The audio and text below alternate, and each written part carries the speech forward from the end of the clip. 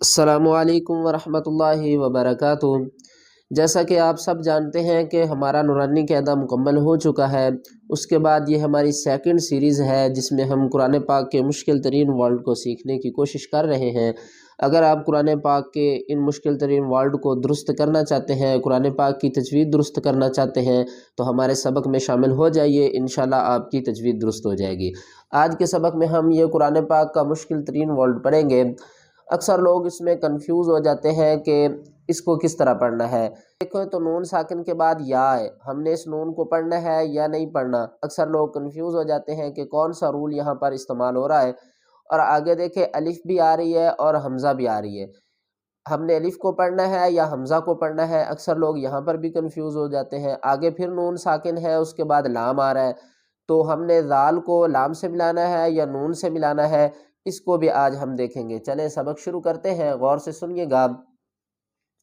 اعوذ باللہ من الشیطان الرجیم، بسم اللہ الرحمن الرحیم۔ وَمِنْهُمْ، یہاں پر اب آپ دیکھیں تو واو زبر وا، میم نون زیر من، اس کے ہم ہجے کر رہے ہیں، یعنی اس کی سپیلنگ کر رہے ہیں۔ سپیلنگ کس طرح ہوگی؟ واو زبر وا، میم نون زیر من۔ نون کے اوپر ہم گنہ نہیں کریں گے، نون ساکن تو ہے لیکن اس کے بعد حروف ہلکی میں سے ہا آ رہا ہے، تو ہم یہاں پر گنہ نہیں کریں گے بلکہ نون کی آواز کو ظاہر کریں گے۔ کس طرح؟ یعنی اس پر اظہار کریں گے۔ وَمِنْهُمْ، وَمِنْهُمْ، آگے دیکھیں ہا میم پیش ہم، یہ ہا اس میم کے ساتھ نہیں ہے، یہ جو آگے آ رہی ہے نا میم جو جس کے اوپر تشدید ہے، یہ اس کے ساتھ ملے گی۔ وَمِنْهُمْ، آگے دیکھیں اس کے اوپر، اب یہاں پر آپ دیکھیں تو میم کے اوپر زبر ہے اور اس کے بعد کیا ہے؟ نون ساکن، اور آگے کیا ہے؟ یا کے اوپر زبر بھی ہے اور تشدید بھی ہے۔ اس کو ہم کس طرح پڑھیں گے؟ اس کی سپیلنگ کس طرح کریں گے؟ یہ ہے ادغام، ادغام غنے کے ساتھ، یعنی ادغام کا مطلب ہوتا ہے ایک حرف کو دوسرے حرف میں مدغم کرنا، یعنی ملانا۔ اب ہم کیا کریں گے؟ اس حرف کو اس کے ساتھ ملائیں گے۔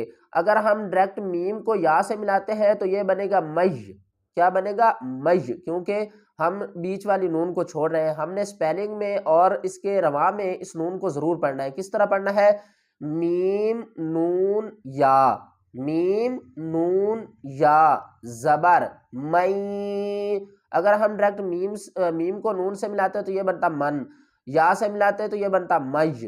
ہم نے اس کو کس طرح ملانا ہے؟ ان تینوں حروفوں کو آپس میں ملانا ہے۔ کس طرح؟ میم نون یا، میم نون یا زبر مئی، آواز ناک میں لے جائیں گے، مئی، گنہ کریں گے، مئی، یا زبر یا، مئی یا، قوف واو پیش قو، جب بھی واو ساکن ہو تو اس سے پہلا حرف ہم نے دیکھنا ہے، اگر اس کے اوپر پیش ہے تو ہم واو کو ایک الف کی مقدار کھینچ کر پڑھیں گے۔ ہم نے یہ نہیں دیکھنا کہ یہاں پر قاف ہے تو ہم واو ساکن کے بعد قاف ہی دیکھیں گے، نہیں، حروف جو ہے نا تہجی ٹوٹل 29، ان میں سے کوئی بھی حرف یہاں پر آ سکتا ہے۔ جب اس کے آگے اوپر پیش ہوگی تو آگے واو ساکن ہوگا تو اس کو ہم ایک الف کی مقدار کھینچ کر پڑھیں گے۔ میں یقول، اب آپ دیکھیں تو ہم نے لام کو اس الف سے ملانا ہے یا حمزہ سے ملانا ہے۔ اب آپ دیکھیں لام کو ہم ڈائریکٹ حمزہ سے ملائیں گے، اس الف سے نہیں ملائیں گے، کیونکہ جب بھی کسی حرف کے اوپر زبر زیر پیش تشدید یا جزم کوئی بھی چیز نہ ہو، وہ حرف خالی ہو، تو اس کو ہم چھوڑ دیتے ہیں، اس کو وصل الف کہتے ہیں۔ جب یہ کلمے کے درمیان میں آ جاتی ہے تو ہم اسے نہیں پڑھتے۔ کس طرح پڑھنا ہے؟ میں یقو، آگے کیا ہے؟ لام کو ہم نے حمزہ سے ملانا ہے۔ اس کے ہجے کس طرح ہوں گے؟ لام حمزہ پیش لو، جھٹکا بھی دینا ہے، لام حمزہ پیش لو، میں یقول۔